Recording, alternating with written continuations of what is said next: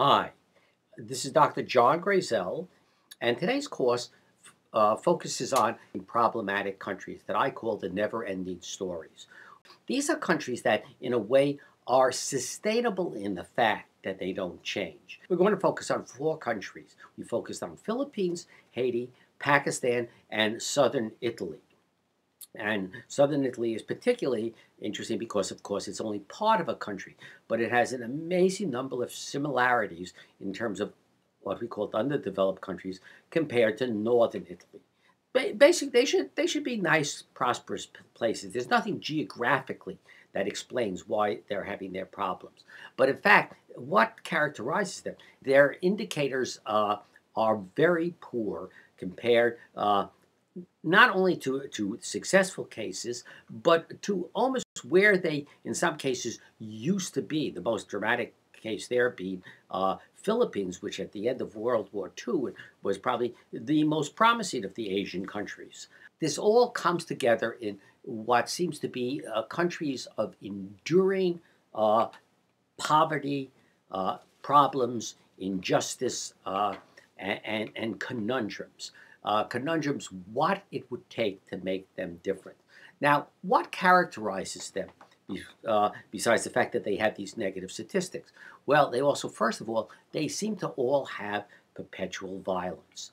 You have perpetual revolts in Philippines. You have in Haiti. You have endless gang culture. In Pakistan, you've had for years had the problems of terrorism in Kashmir, and now it's throughout the entire country with the Taliban. And in southern Italy, we have the mafia and assorted crime activities. And there's a presence of constant violence. What's another characteristic? Environmental degradation. Philippines used to be beautiful forests, most of them denuded, massive mudslides. Haiti, terribly denuded. Pakistan now having floods because of the environmental damage. Southern Italy is a little bit different. Southern Italy, to appreciate it, you have to study the history of endless garbage in southern Italy. Southern Italy is in a perpetual garbage crisis. Its major cities having piles of garbage with breakdown of public services in terms of being able to manage their garbage problem. But all tying back to governance of environment. Now, what else characterizes them? They've all received extraordinarily large amounts of financial assistance over time. Philippines, enormous amounts in the past from the United States. Haiti, for its humanitarian needs now, enormous amounts. Pakistan, one of the major recipients of U.S. aid in the past and again. And northern Italy has poured enormous amounts of money into the development of southern Italy for over and over and over again. What isn't it about? It's certainly not about individual capacities. All these areas have very highly trained people. Many of them have left the areas, but it's not like they don't have or haven't had capable people who could make them work. So it's not a matter just of raising individual capacities. It's a matter of a paralysis of progressive capacity on the part of the society itself. What else characterizes them? They're all pseudo-democracies. You have elections in the Philippines. You always have several hundred people killed, and always a question of whether the vote is honest. Haiti, always a question of election fraud. Pakistan, basically a few cliques that keep sharing power at different times. Sometimes violently, sometimes not violently, managing to one-up the others.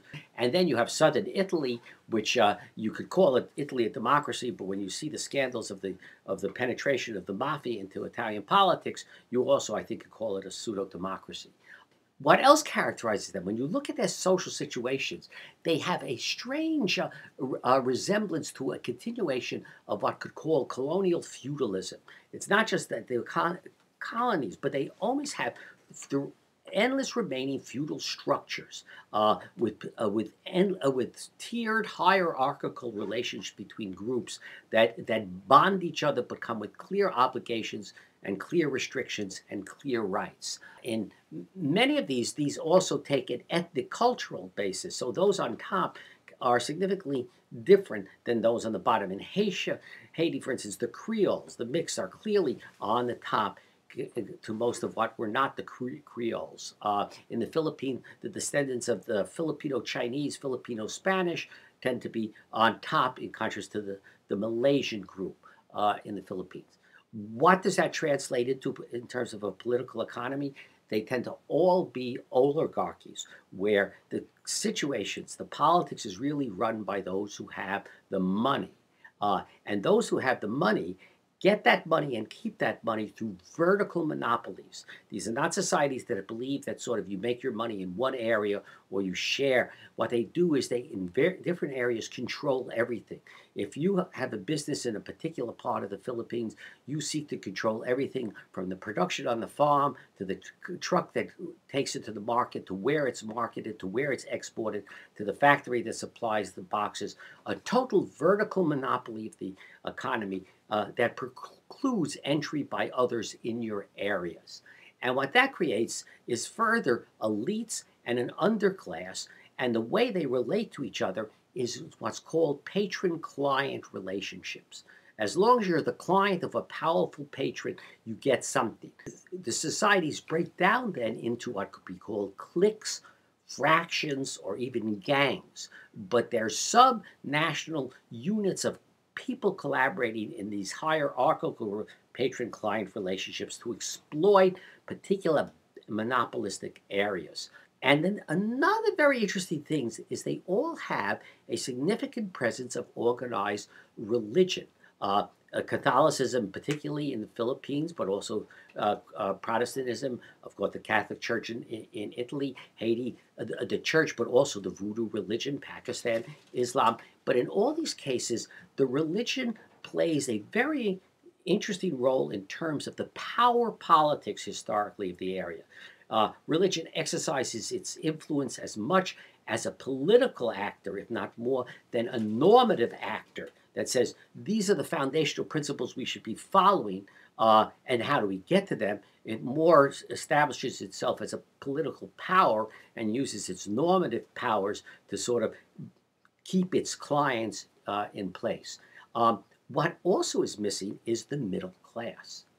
Now, as I said, these all have very intelligent people. Education, Filipinos all over the world are an educated class. Haitians, major diaspora of Haitians around the world, the United States, Africa. The question is, where is the middle class within these countries? And that's one of the things you find seems to be missing.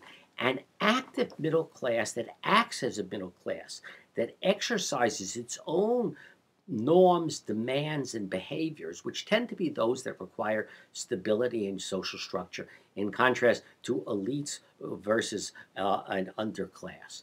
And the result of that is you get an ironic diversity of disunity, different groups that have no desire to actually work together, but only work as units within their membership clique.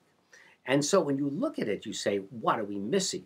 And what seems to characterize these countries is they have a systematic collusion with against other groups, and they only have internal collaboration.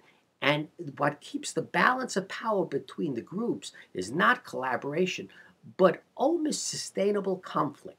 Conflict, intermittent, not necessarily, or continuous, actually maintains the stability of the dynamics between the groups. And lastly, of course, you have no desire for equity, just the opposite. You have built-in barriers in each of these societies that prevent people moving from one position to another. It prevents the underclass from actually getting, for instance, loans and opening businesses and becoming a middle class. And if they do become a middle class, they basically are encouraged by various incentives, economic, political, and social, to leave the country and exercise their middle class ethos elsewhere, why these types of countries maintain the never-ending story of being very solid remnants of another age which has to pass.